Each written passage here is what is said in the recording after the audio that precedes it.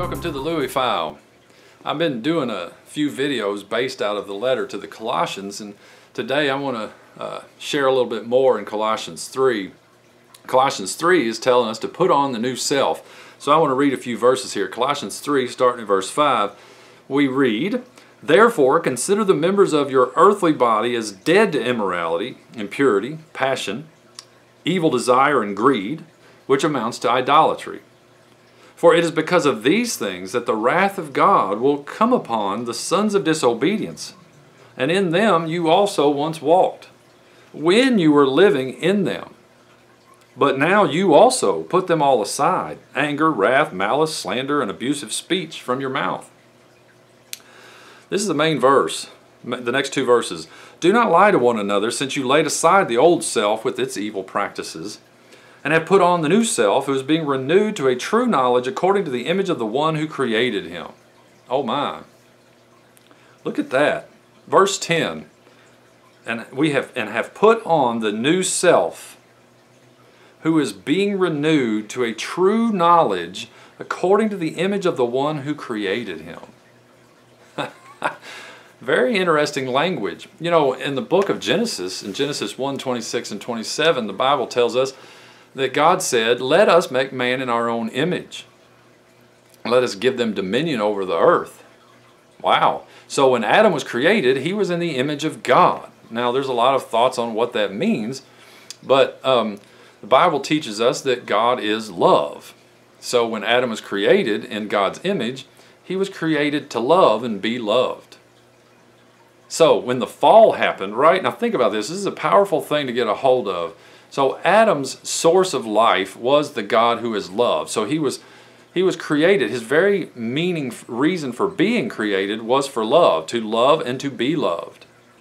So when the time came for Adam to disobey at the tree, the forbidden tree, he broke himself off from his source of love. His very source of being was detached from him. So he found himself empty and needy. So he reached out to Eve, and he reached out to food, and he reached out to whatever he could reach out to, right? He was trying to fill a void. He was created to love and to be loved, and now he has no ability to do it. He has found himself separated from his source.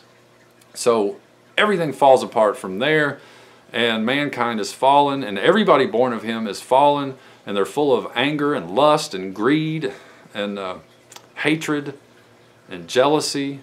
Why? Because they are not operating according to the way they were designed to operate. You know, so when Christ comes along, the exact image of the living invisible God is what it says earlier in Colossians. He is the exact image of the invisible God. Wow. So now when we receive him, we are joined to Christ, who is the image of the invisible God. We put on him, and we become this new self, and we are being renewed into the image of the one who created us. Love has found its home back in the temple of man, who was designed to love and be loved. So we put off the anger and the rage and the malice and the jealousy and the bitterness and the anger and the suspicion.